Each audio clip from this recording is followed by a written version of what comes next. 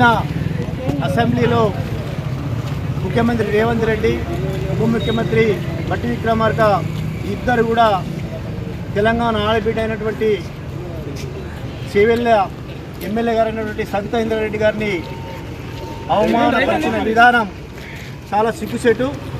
వెంటనే అసెంబ్లీలో తాను మాట్లాడిన మాటలను ఉపసంహరించుకోవాలి. అదేవిధంగా ఆడబిడ్డకు జరిగినటువంటి అవమానానికి ముఖ్యమంత్రి రేవంత్ రెడ్డి గారు క్షమాపణలు చెప్పాలని ఏర్గట్ల మండల బీఆర్ఎస్ పార్టీ తరఫున డిమాండ్ చేస్తున్నాం. జై తెలంగాణ, జై తెలంగాణ.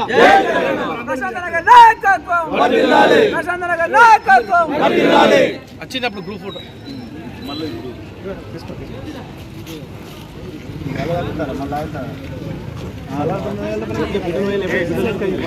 అంటే అదే కాదు.